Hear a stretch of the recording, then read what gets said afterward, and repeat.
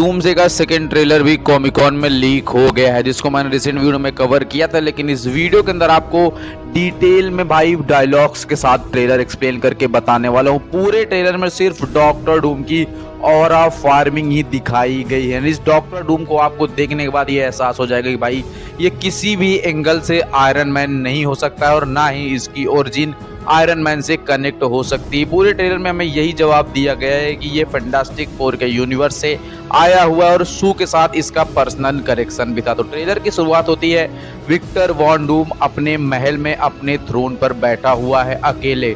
उसके पीछे एक पेंटिंग लगी हुई है, इसमें एक माँ और एक बच्चा बना हुआ है। पूरे महल पे ग्रीन कलर की एनर्जी फैली हुई है और अपने पूरे केव और अपने पूरे कॉस्ट्यूम के साथ डॉक्टर डूम बैठा हुआ है। एंड फिर भाई सेकंड शॉट में हमें दिखाया जाता है सुजैन स्ट्रॉम को, जो कि भाई नरेट कर रही है, जो बता रही है कि विक्टर एक बहुत ही स्मार्ट बंदा है और एक्चुअली वो सबसे ज़्यादा दयालु और प्यारा इंसान था, लेकिन उससे उसका सब कुछ छीन लिया गया और इससे वह पहले से ही परेशान था और वो अचानक से गायब हो गया।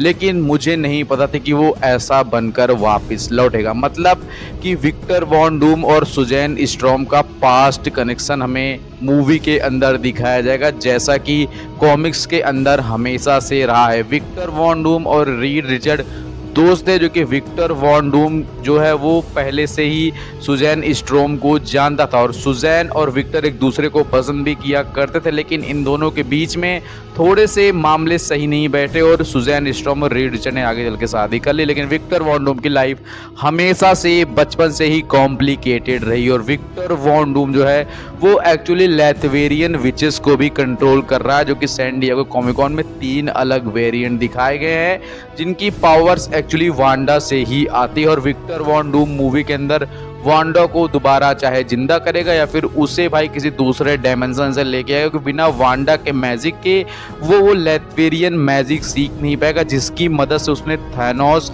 और भाई थॉर को रोका हुआ था। तो ओवरऑल आगे हमें दिखाया जाता है कि ये जो स्पीच दे रही हैं सुजैन स्ट्रॉम, यहाँ पर भाई एक्समैन के यूनिवर्स को दिखाया गया है, जहाँ पर भाई हमें देखने को मिलता है घायल मैग्नीटो। इसका मतलब फाइट हो चुकी है पहले भी, और इसके साथ साथ देखने को मिलता है साइक्लॉप्स, सैंग-ची, गैम्बिट, येलेना और एक्समैन के कुछ और अदर्स मेंबर्स।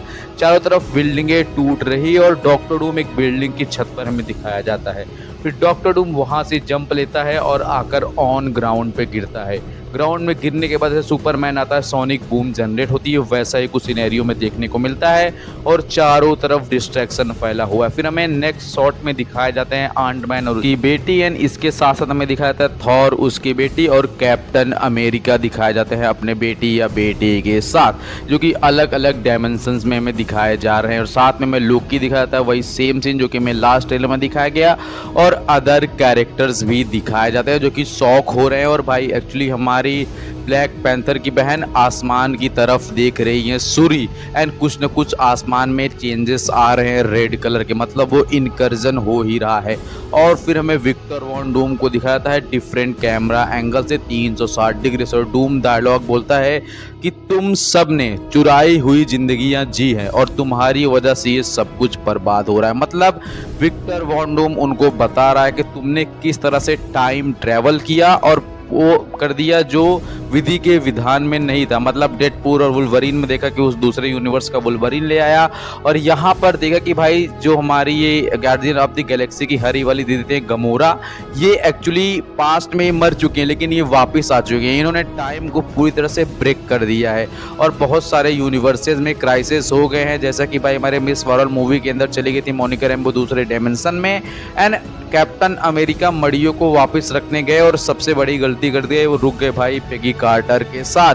तो इन्होंने पूरी तरह से वो सब किया जो डॉक्टर डूम बता रहा है कि तुमने चुराई हुई जिंदगी जी हैं। और एक्समैन के यूनिवर्स में तो सब के सब ही मर गए थे। डेज ऑफ फ्यूचर पास्ट में टाइम ट्रेवल की वजह से पूरे एक्समैन के मेंशन को खड़ा किया गया, वरना प्रोफेसर एक्स की भी फील्डिंग सेट हो गई। तो मतलब ये जो यूनिवर्स है इनका, ये पूरी तरह से इसी बेस पे खड़ा हुआ है कि इन्होंने टाइम ट्रेवल करके चुराई हुई जिंदगी जी, जो कि डॉक्टर डूम अपने सेंटेंस को जस्टिफाई करता है। फिर थॉर जो है हैमर लेकर, मतलब अपना स्ट्रॉम बेकर लेकर आता है और डॉक्टर डूम की तरफ आगे बढ़ता है। और थॉर का डायलॉग ये होता है कि जब मैं तुम्हें मारूंगा पूरी गर्जन के साथ तो तुम नर्क से मौत की भीख मांगोगे। और थॉर अपना स्ट्रॉम बेकर लेकर डूम की तरफ तेजी से मारता है पूरी गर्जन और लाइटनिंग के साथ, और डूम 2 अंगुलियों से थॉर के हैमर को रोकता है और थॉर से कहता है नर्क भी मुझसे मौत की भीख मांगता है। और थॉर के कुल्हाड़ी या हैमर जो भी बोलते हैं उसको बाएं तरफ फेंकता है और थॉर को अपने दाएं हाथ से धक्का देता है और थॉर कई फीट दूर जाकर गिरता है बिल्डिंग्स को तोड़ते हुए।